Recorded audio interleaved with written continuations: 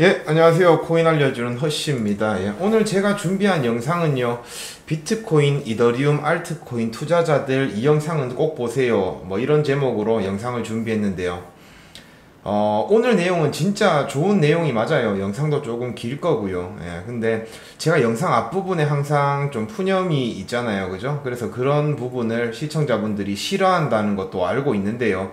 그래도 제가 계속 하는 이유는 시청자들한테 지금 진정성을 좀 알아달라고 호소를 하는 겁니다. 지금 많은 시청자들이 유튜브를 통해서 정보를 습득하고 있지만 사회적으로 코인 방송하는 유튜버들 욕 많이 하잖아요. 그죠? 뭐 사기꾼이고 뭐 책팔이고 강의팔이고 이런 인식이 강해서 막상 자극적인 썸네일하고 제목 때문에 들어가서 영상 보면 별 내용 없는 경우가 대부분이고, 그래서 제 영상을 이제 시청하시는 분들 같은 경우에도 일단 들어오면 반감을 가지고 들어온다는 거 제가 알고 있거든요. 예, 근데 저는 진짜 돈 욕심이 사실 많아요. 예, 저 돈 욕심이 정말 많은데, 근데 지금은 제가 돈을 땡길 타이밍이 아니에요. 아직 유튜브를 시작한 지 6개월도 안 됐고요.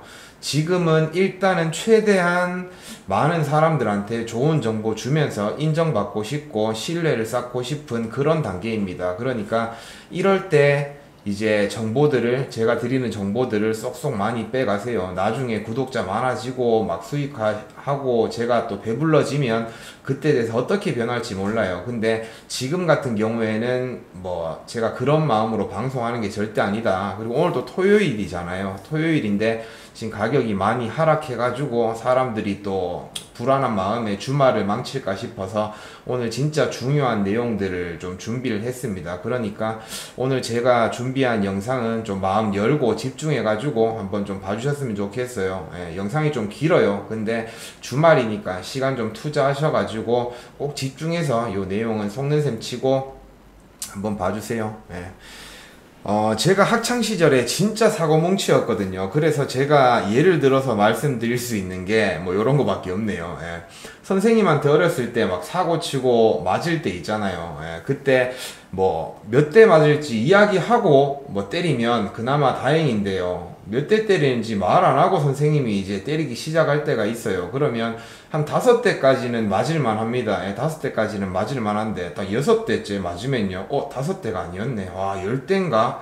이러면서 또 맞아요. 근데 이게 뭐 11대째 맞기 시작하잖아요. 그러면 막 돌아버려요. 그때부터는 진짜 엄청난 공포감이 몰려와요. 와, 이거 20대인가? 13대 때리고 말 일은 없잖아요. 그러니까 와, 이거 20대 때리려고 하나?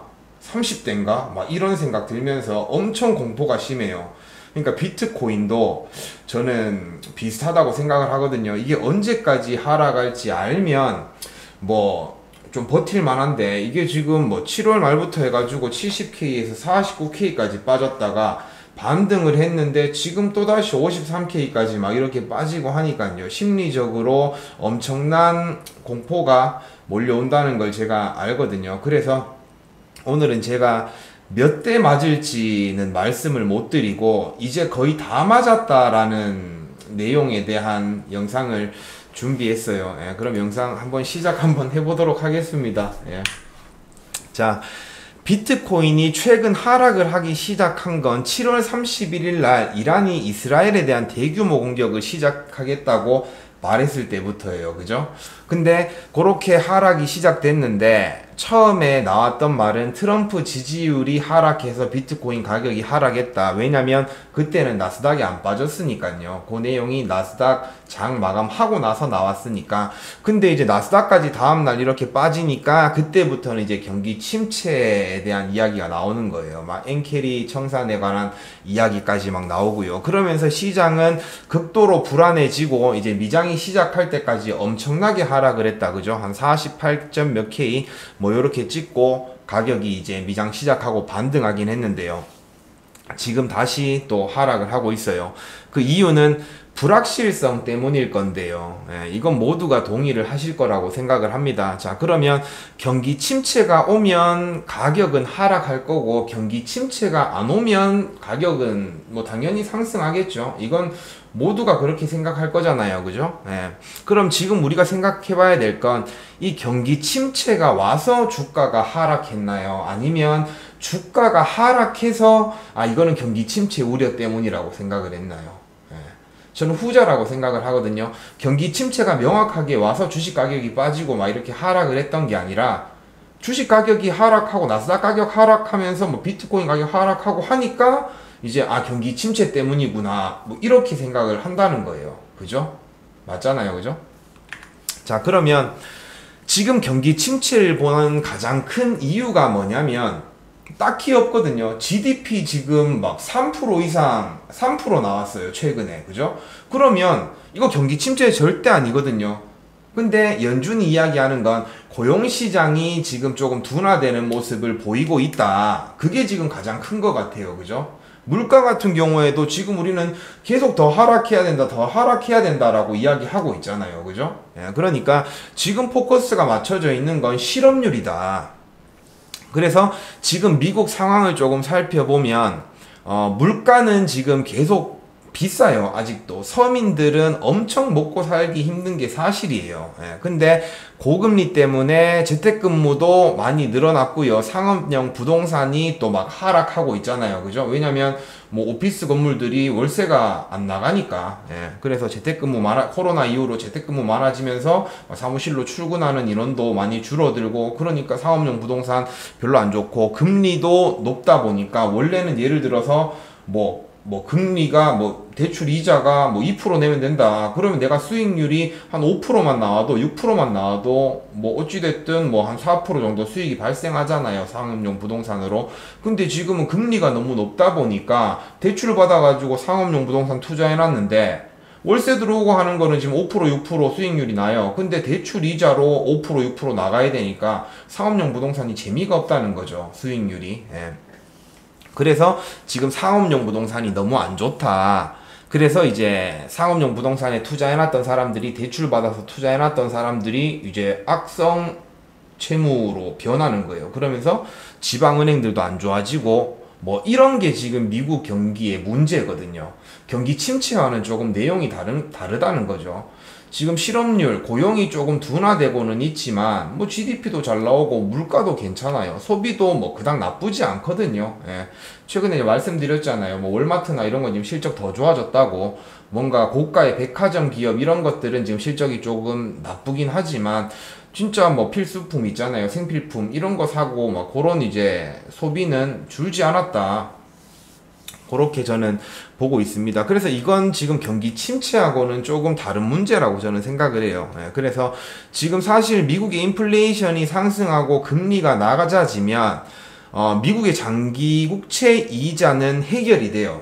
예, 지금 미국이 국가 부채가 많잖아요. 그죠? 국가 부채가 많은데 이걸 해결하기 위해서는 인플레이션이 좀 심하게 발생을 하면 달의 국채, 장기 국채 금리 이자를 5%, 연에 5%를 줘야 되는데 연에 인플레이션 상승률이 5%가 넘는다. 그러면 미국 입장에서는 그거 해결되는 거예요, 사실상.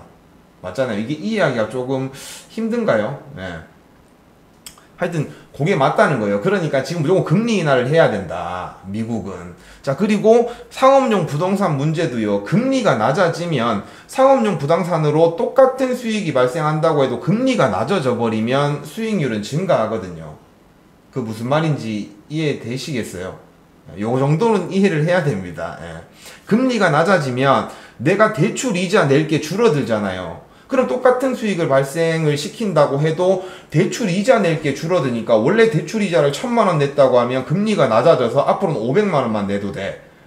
그러면 상업용 부동산 수익률이 늘어난다고요. 그러면 상업용 부동산에 대한 수요도 늘어날 수 있겠죠. 금리만 낮아지면. 무슨 말인지 이해됐죠? 그리고 미국의 국가 부채가 지금 엄청 심각한데 장기국채 발행하고 단기국채 발행했는데 지금은 이자율, 장기국채, 단기국채 국채 수익률이 아니라 국채 금리가 5%였는데 금리 인하를 하면서 신규로 발행하는 국채 이자가 3%대다. 근데 인플레이션 상승률은 5%다. 그러면 국가 부채 이자 내는 것도 부담이 줄어든다는 거예요. 예. 하여튼 이해가 안 되셨어도 어찌됐든 지금 미국 문제는 금리 인하를 하게 되면 좀 해결이 된다. 그렇게만 일단은 생각을 하시면 될 것 같고요. 예. 자, 이전 영상에서 제가 3분기 미국 TGA 잔고를 8,500억까지 확대를 시키고 4분기에 7천억 달러까지 축소를 시킨다고 이야기를 했잖아요. 그래서 9월 말까지는 시장의 유동성을 막 이렇게 흡수를 하고요. 그리고 4분기부터는 유동성을 1,500억 달러 가량의 유동성을 공급하겠다는 거예요. 자, 그러면 누구나 생각을 할 수 있겠죠. 4분기에 왜 갑자기 유동성 공급을 하냐? 대선 때문에. 그럼 10월 달부터 유동성 공급해서 자산 가격을 끌어올리겠다는 얘기잖아요. 그죠? 그렇게 생각을 하시면 되고, 그리고 추가로 재무부는요, 작년 6월 달부터 단기국채를 엄청 많이 찍어냈어요. 단기국채가 뭔지 아시죠? 뭐 진짜 빠르게 그냥 상환하는 거, 뭐 한 달짜리, 뭐 두 달짜리, 세 달짜리, 6개월짜리 이런 거 있잖아요. 그런 걸 엄청나게 찍어냈다는 거예요. 왜냐? 그냥 유동성 공급하려고, 빨리빨리 유동성을 공급하려고. 그러면서 단기국채를 계속 발행을 했는데요. 그걸 누가 사줬냐? 영래포 잔고라는 게 있어요. 그게 뭐냐면, 일반 금융기관들 있잖아요. 일반 시중에 은행들이, 대출이 막 나가야 되는데, 은행에 돈이 많으면요, 잉여 자금이 있다는 거예요. 예를 들면 개인이 적금을 넣었어요. 그러면 이건 적금이 만기될 때까지 빠져나가는 돈이 아니잖아요. 그죠? 그러면 은행에는 보유하고 있는 돈이 계속 늘어날 거잖아요. 그죠? 그럼 그 보유하고 있는 것들을 어디 대출을 내주고 해야 되는데 금리가 비싸니까 대출도 많이 안 나가. 그러니까 쌓여있는 돈이라는 거죠. 그걸 연준에다가 맡기는 걸 보고 영래포라고 하거든요. 그 영래포 금리가 한 5% 됐어요. 근데 단기국채 금리가 5%가 넘었어요. 막 5.3%, 5.2% 이랬거든요. 그러니까 연준에다가 맡기는 것보다 그냥 단기국채를 사놓는 게 오히려 은행한테는 이율이 더 좋았다고요, 수익이. 그래서 그 단기국채를 재무부가 계속 발행을 했고요. 영래포 잔고가 2조 달러 정도 됐어요. 작년 6월 달에. 근데 지금은 3천억 달러 이하로 떨어졌거든요. 그러니까 1조 7천억 달러 규모의 그 영래포 자금이 지금 단기국채를 다 사놨다는 거죠. 무슨 말인지 이해되셨어요? 그러면 재무부는 단기국채를 엄청 많이 발행해서 이제 1조 7천억 달러 가량의 자금을 이렇게 받은 거잖아요. 그죠? 그게 시장에 다 이제 풀렸다는 거예요. 그러면서 주식 가격이 쫙 올라갔다는 거예요. 유동성이 공급됐으니까. 근데 올해 2분기부터 해서 이제 그런 연준의 이제 잔고를 점점 이렇게 모으고 있다는 거예요. 왜냐? 4분기에 풀려고. 그렇게 생각하시면 돼요. 그렇게 생각하시면 되고, 그리고 지금 같은 경우에는 단기국채를 또 발행을 이제는 안 해요. 왜 안 하냐? 사줄 사람이 없어요. 단기국채 금리가 이제는 영래포 금리보다 낮아졌거든요. 그러니까 은행이 단기국채를 살 이유가 없어진 거예요. 그러니까 단기국채는 잘 안 팔린다. 그러면 지금부터는 또 장기국채를 재무부가 발행을 하려고 해요. 3분기, 4분기에 5천 몇백억씩 지금 한 1조 달러 규모의 1조 달러 조금 넘는 장기국채를 발행하려고 계획을 하고 있거든요. 그러면 이 장기국채를 팔려면 어떻게 해야 되겠어요? 이 장기국채를 이제 수요를 많이 만들려면 경기 침체 우려가 있어야 돼요. 그래야 위험자산에서 안전자산인 국채로 자금들이 넘어온다는 말이죠. 그래서 연준은 지금 장기국채를 팔기 위해서는 지금 경기 침체에 관한 그런 우려를 좀 만들어야 되는 거예요. 무슨 말인지 이해되셨죠? 그래서 지금 뭐 실업률이나 이런 걸 일부러 막 안 좋게 막 만들고 있을 수도 있다. 자, 미국은 지금 경기를 이렇게 조금 정상화 시키려면, 문제를 해결하려면 금리 인하를 시켜야 된다고 했어요. 그 금리 인하를 시키는데, 자, 잠시만요. 자, 실업률 어제 발표가 났잖아요. 실업률이 지금 4.2%로 예상치를 부합하게 나왔어요. 근데 지금 연준이 파월이 항상 얘기하는 건 4.1% 이하로 나와야 된다라고 이야기를 하고 있잖아요. 근데 7월 달에 4.3% 나왔는데 그거보다는 조금 낮게 나왔지만 아직도 안심할 단계는 아니다. 4.2%면. 그리고 비농업 취업자 수 같은 경우에도 지금 142K로 예상했던 162K보다 낮게 나왔어요. 그래서 시장에는 또 이제 조금 악재로 작용을 했죠. 근데 보면은 7월 달에 나왔던 114K보다는 8월 달에 좀 더 늘긴 했거든요. 근데 어제 나온 데이터를 보면 7월 달에 114K라고 나왔었는데 이게 수정되면서 89K밖에 안 됐던 거예요. 그래가지고 지금 일각에서는 사람들이 뭐라고 해석을 하냐면 7월 달에 114K였는데 89K로 줄어들었으면 지금 요번 8월 달에 142K 나왔으니까 엄청 늘어난 거 아니야? 이거 좋은 거 아니야? 이렇게 생각하시는 분들도 있어요. 근데 이건 해석하기 나름이거든요. 제가 해석하는 건 뭐냐?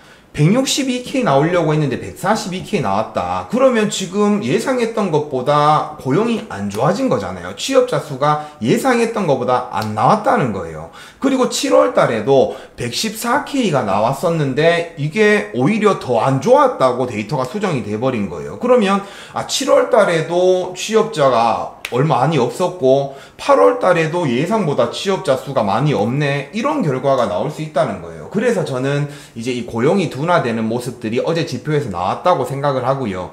그래서 금리 인하 전에 지금 마지막 실업률 발표잖아요, 그죠? 그래서 이제 시장에는 거의 뭐 피날레로 막 고용이 진짜 안 좋아지는구나 라고 생각하고 가격이 많이 하락했다, 저는 그렇게 생각을 하고 있거든요.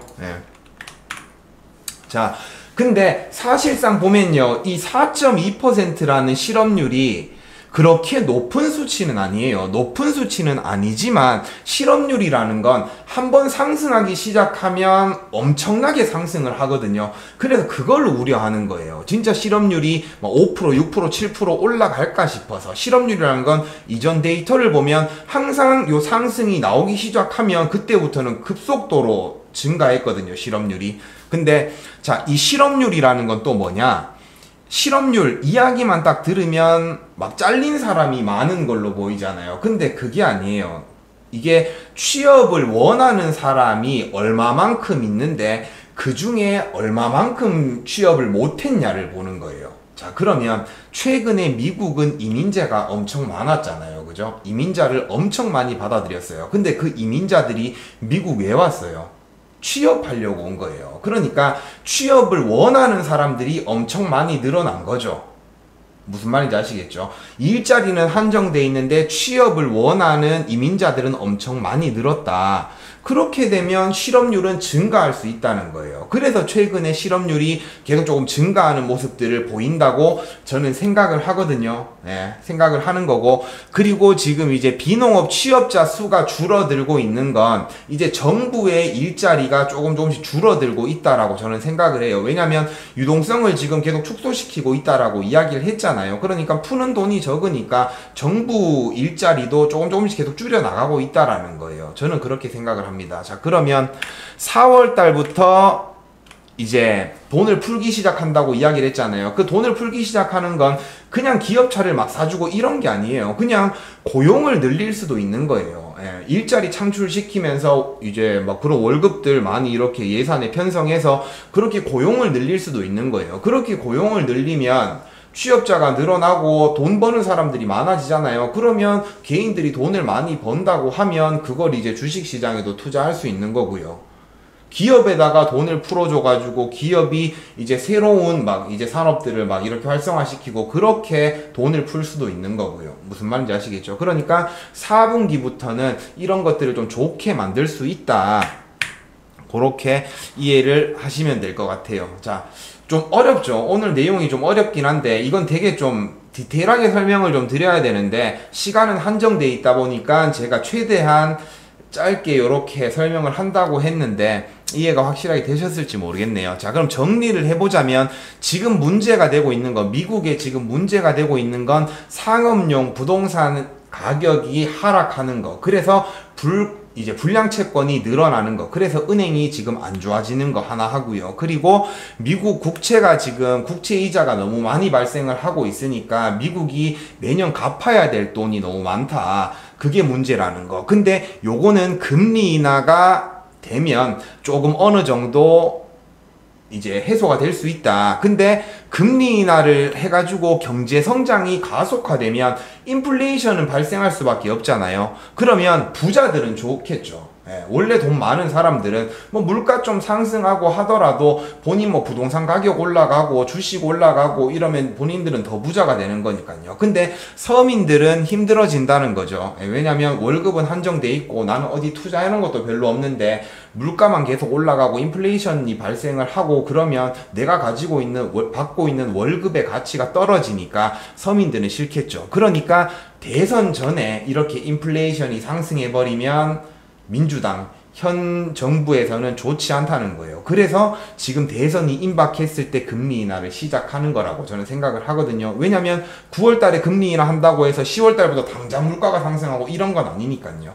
어느 정도 이제 시간이 지나야 이제 뭐 인플레이션도 발생하고 물가도 다시 상승하고 이러는 거니까. 근데 사실 물가가 상승하고 인플레이션이 가속화되는 게 나쁜 건 아니에요. 그건 경제가 급속도로 성장하고 있다라는 얘기거든요. 예.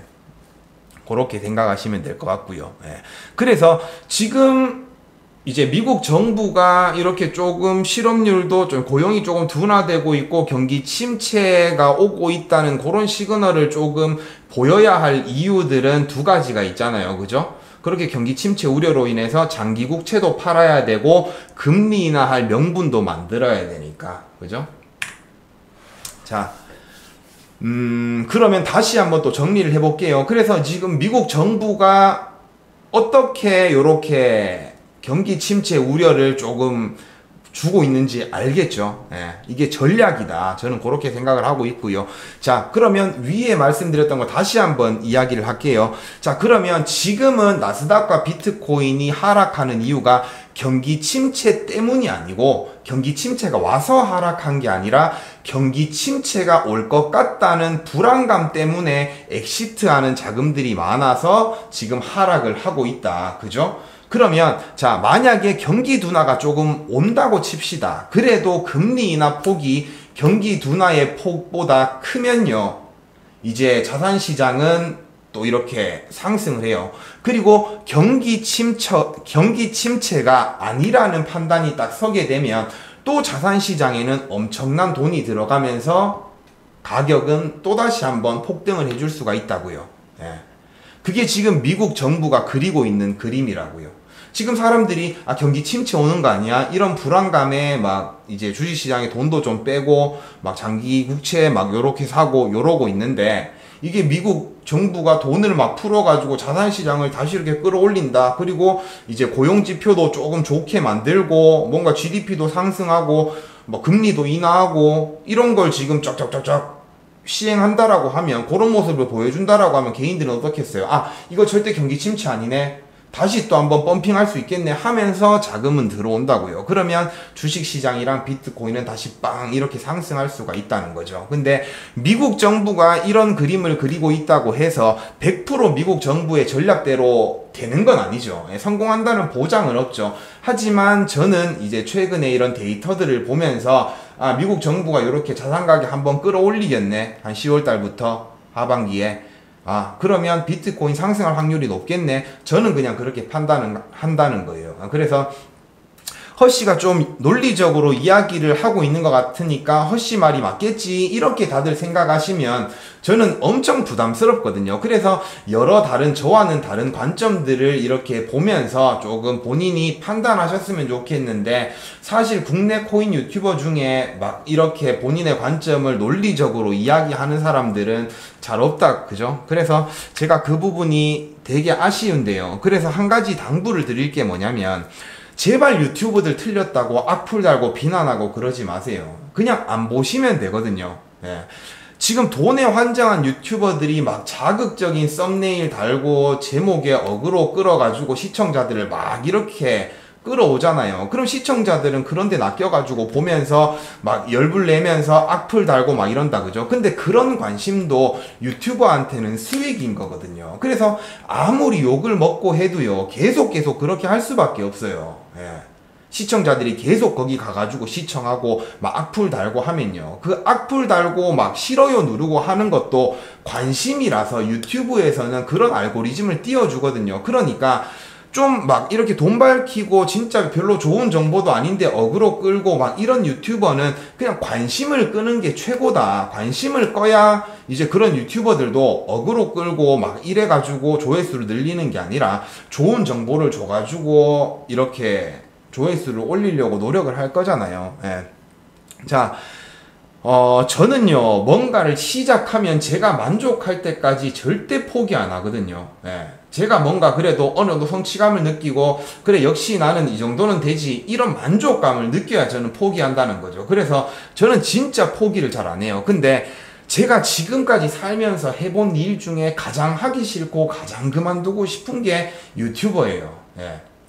그러니까 제가 이 정도로 막 느낀다는 건 진짜 좋은 취지로 시작하는 다른 사람들도 막 이런 악플이나 막 그런 것 때문에 대부분 빨리 방송을 접을 거라고 생각을 하거든요. 그러면 진짜 구독자 많고 돈벌이 되는 사람들만 주구장창 어그로 끌어가지고 방송을 할 수밖에 없는 거예요. 그러니까 이 사람의 관점이 맞는지 틀리는지 이런 걸 중점적으로 보지 마시고, 이 사람이 진짜 좀 귀한 정보를 주는지 진짜 노력을 하는지 그런 거를 좀 보시라는 거예요. 내용이 지루하고 따분하고 원래 공부는 재미가 없잖아요. 그래서 그런 내용들은 하나도 안 궁금하고 그냥 얘가 가격 올라간다고 하는지 내려간다고 하는지 그것만 궁금해서 막, 그래서 최근에 이 사람이 좀 잘 맞추면 이 유튜브 막 빨아제끼다가 좀 틀리면 막 욕했다가, 제발 시청자분들이 좀 그러지 마시라는 거예요. 예. 관점은 맞을 수도 있고 틀릴 수도 있어요. 근데 이 사람이 얼마나 많은 데이터와 정보를 수집해서 본인의 관점을 이렇게 공유하는지 그런 거를 좀 보셨으면 좋겠다. 저는 그렇게 좀 부탁을 좀 드립니다. 그래서 제가 8월 달에 영상 업데이트를 자주 못한 이유는요, 이런 방향성에 대해서 확신이 지금 없었던 거예요. 근데 최근에 이제 나온 여러 가지의 데이터를 종합을 해보면서 어느 정도 자신감이 좀 생겨서 지금 최근에 영상을 또 업데이트를 하고, 오늘 같은 경우에도 제가 지금 한 달 넘게 막 고민을 많이 했어요. 진짜 미국이 4분기에 대선 전에 와, 이거 진짜 조금 막 돈을 좀 풀까, 자산시장을 끌어올릴까, 이런 고민들이 많았거든요. 근데 최근에 데이터나 이런 것들을 계속 보면서 조금 확신을 한 겁니다. 예. 그래서 지금 유튜브에서 다루는 내용들은 CPI, 뭐 PCE, 실업률, GDP 한 요 네 가지만 거의 다루잖아요. 그죠? 근데 지표와는 뭐 다르게 만약에 가격이 흘러가면 과거 데이터 들고 와가지고 뭐 계절적 요인 때문에 뭐 이렇다 막 이런 이야기들을 많이 하잖아요. 근데 코인 가격은요, 진짜 경제적, 정치적, 환경적, 지정학적 요인들과 막 세력들이 막 헤지펀드들이 레버리지 옵션 거래하고 막 차트로 기술적인 분석하고 막 이런 트레이더들, 이런 것들이 진짜 엄청나게 많은 요인들이 복합적으로 작용을 해서 가격의 상승과 하락을 만드는 거거든요. 그래서 어떤 한 가지 내용만 보고 이것 때문에 하락했습니다, 이것 때문에 상승했습니다, 이렇게 이야기하는 건 아주 경솔하고 건방진 접근이에요. 그러니까 지금 관점이, 제 관점이 뭐 틀리니까 욕하지 마라 이게 아니고요. 그냥 시청자들이 다른 유튜버들을 볼 때 그 사람의 관점을 보지 말고요, 하락할 건지 상승할 건지 이걸 보지 말고요, 이 사람이 얼마나 많은 데이터를 가지고 논리적으로 분석을 했는지 그걸 한번 보시라는 거예요. 그래서 어떤 사람은 이런 것 때문에 상승을 보내, 어떤 사람은 이런 것 때문에 하락을 보내, 똑같은 요인이라도 이 사람은 요런 해석을 하고 저런 해석을 하네, 이런 것들을 좀 보시라고요. 그게 공부거든요. 그냥 최근에 잘 맞춘 놈, 얘 잘 맞췄으니까 얘가 올라간다고 하네, 이건 공부가 아니라는 거예요. 그런 유튜브는 100개, 200개를 보셔도 그냥 깬또 찍기밖에 안 된다는 거예요. 무슨 말인지 아시겠죠? 오늘 제가 최대한 열심히 이거 말씀을 드렸는데 어떻게 보셨을지는 잘 모르겠습니다. 하여튼 그래도 저는 한 달 동안 아주 많은 지표들을 봤어요. 아주 많은 데이터들을 보고, 그러면서 제가 그냥 생각한 결론이고요. 그래서 뭐 결론적으로는 하반기에는 좀 괜찮아질 것 같다. 재무부가 이제 미국이 돈도 많이 풀 것 같고, 그리고 내년에도 좀 괜찮을 것 같다라는 생각을 지금은 하고 있어요. 지금은 하고 있고, 그리고 추가적으로 조금 다뤄야 될 내용들이 좀 있는데요. 이 부분에 대해서는 또 제가 너무 이게 좀 길어질 것 같긴 한데 대충 조금 말씀을 드릴게요. 이건 제가 멤버십에서는 미리 이야기를 해놨기 때문에 멤버십 사람들은 보시면 좀 이해가 될 거예요. 근데 멤버십 안 본 사람들은 뭐 이게 뭐 허씨 뭔 소리 하는 거야 이럴 수도 있어요. 예. 어찌됐든 근데 뭐 연결해서 할게요. 자, 제가 저번 주 방송에서 멤버십 라이브에서 이 브릭스가 지금 미국 달러를 위협하고 있다라는 이야기를 막 했잖아요. 근데 지금 어제 트럼프가 연설에서 그 얘기를 딱 했어요. 뭐냐면 브릭스가 지금 통화를 약화시키려는 지속적인 움직임을 보이고 있다. 그리고 미국은 이제 트럼프 대통령이 이제 미국의 제재가 달러에 타격을 주고 있다고 인정을 했던 거예요. 제가 이야기했죠. 이란 핵협정에서 트럼프가 탈퇴하고 나서 스위프트 제재를 가했다고. 그러고부터 이제 이란은 원유 수출이나 막 이런 걸 할 때 지금 스위프트에서 이렇게 거래를 못하기 때문에 엄청 지금 어렵다라는 이야기를 했잖아요. 그리고 러시아 같은 경우에도 지금 우크라이나랑 전쟁을 시작하고 미국에서 스위프트 제재를 또 하게 된 거예요. 러시아한테. 그러니까 러시아는 지금 또 유로, 달러 막 이용해가지고 막 천연가스 수출하고 이런데 어려움을 조금 겪고 있는 거예요. 그래서 지금 브릭스가 달러가 아니라 이 스위프트 제재를 우회할 수 있는 암호화폐도 개발하려고 하고, 막 러시아는 중국에 의존해서 위안화 거래도 많이 하고, 유럽에서도 지금 러시아 루블로 거래도 많이 하고, 암암리의 암호화폐로도 거래 많이 하고, 그러면서 지금 달러의 지위가 지금 조금 안 좋아지고 있다. 그래서 트럼프는 본인이 2018년도에 핵협정 탈퇴해서 이란에 경제적 제재를 가한 게 달러를 지금 약하게 만든 원인이 되고 있다라고 어제 인정을 했어요. 그래서 본인이 대통령이 되면 이제 러시아랑 이란 뭐 이런 국가들한테 제재를 가했던 걸 풀겠다는 얘기를 했거든요. 그래서 지금 브릭스가 통화에 도전하는 가운데 전 미국 대통령은 제재가 미국 달러의 가치를 떨어뜨리고 있다고 말합니다. 그죠? 그래서 지금 글로벌 준비 자산으로 그린백이 달러를 얘기하는 거거든요. 달러의 뭐 별명 같은 거라고 보시면 돼요. 그래서 달러의 글로벌 점유율이 2024년에 58%까지 떨어졌다. 뭐 이런 이야기를 하고 있는 거예요. 자, 이 얘기를 간단하게 말씀드리면 지금 달러의 패권이 위협받고 있다는 건 무슨 말이에요? 달러를 대신할 만한 뭔가가 필요하다라는 거예요. 그러면 그게 비트코인이 될 수도 있다라는 거죠. 달러의 패권을 가장 위협하는 게 비트코인이잖아요. 그죠? 그래서 지금 브릭스가 뭐 금을 기반으로 한 스테이블 코인을 만들려고 하고 있고 막 그러고 있긴 있는데요. 어찌됐든 달러의 이제 약세는 비트코인에는 좀 긍정적인 그거다. 요인이다. 그리고 트럼프가 지금 컨퍼런스에서 이야기했던 거 달러를 미국 준비 자산으로 뭐 채택하겠다 이런 이야기들을 하고 있고 그런 것도 다 이런 그러니까 달러를 위협하는 브릭스의 지금 이런 모습들 때문이거든요. 그러니까 아구가 딱딱딱딱 좀 맞아 떨어지고 있잖아요. 그죠? 그래서 제가 요거 자랑을 좀 하는 이유는 이거 트럼프가 이야기하기 전에 내가 이런 상황이라고 이야기를 했는데 트럼프가 어제 딱 이런 이야기를 했다. 그럼 트럼프도 나와 비슷한 생각을 하고 있다는 거예요. 그죠?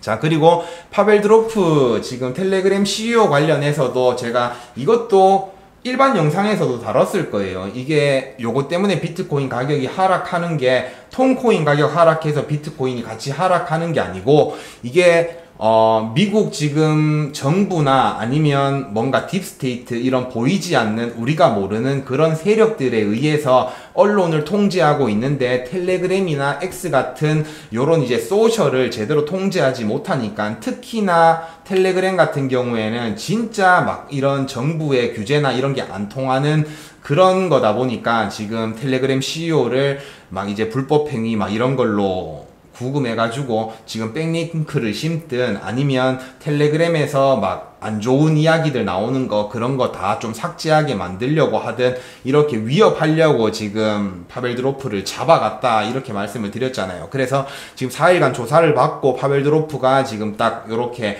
성명문 같은 거를 좀 발표를 했어요. 그 내용을 보면 그냥 진부한 내용이에요. 진부한 내용이고 결론적으로 중요한 건 뭐냐 지금 텔레그램의 이제 Q&A 요 답변이 좀 바뀌었다는 거예요. 공지사항 같은 거 어떻게 바뀌었냐 예전에는 이제 질문에 텔레그램에 불법 콘텐츠가 있습니다. 이걸 어떻게 삭제할 수 있나요? 라는 질문에 딱 답변이 모든 텔레그램 채팅과 그룹 채팅은 참가자들 간의 비공개입니다. 우리는 이와 관련된 요청을 처리하지 않습니다. 그러니까 불법적인 막 그런 게시물이라도 이제 운영자는 이걸 간섭해서 삭제하거나 그러지 않는다고 요렇게 딱 명시되어 있었다는 거죠. 근데 바뀌었어요. 어떻게 바뀌었냐? 텔레그램에 불법 콘텐츠가 있습니다. 이를 어떻게 삭제할 수 있나요? 라는 말에 우리는 이와 같은 삭제를 하지 않는다라는 답변이 빠지고 그냥 불법적인 콘텐츠는 신고 버튼이 있으니까 신고해달라. 이렇게 바뀌었다는 거예요. 이게 누가 개인이 그냥 질문했던 게 답변이 바뀐 게 아니고요. 그냥 막 요런 거 공지사항 같은 거 이렇게 보면 자주 하는 질문 이래가지고 뭐 질문 나오고 답변 나오고 이렇게 딱딱딱 매뉴얼이 있잖아요. 그 매뉴얼이 수정됐다는 거예요, 지금. 예.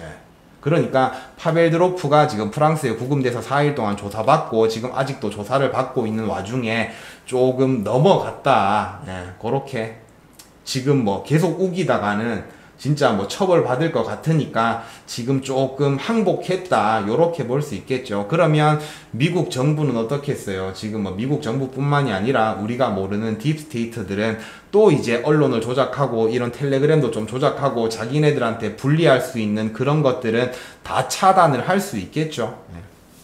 그렇게 보시면 될 것 같다. 예, 그래서 오늘 제가 준비한 내용은 여기까지고요. 오늘 영상이 되게 길죠. 예, 긴데 시청하신다고 되게 고생이 많으셨습니다. 예, 말도 좀 버벅거리고 했는데요.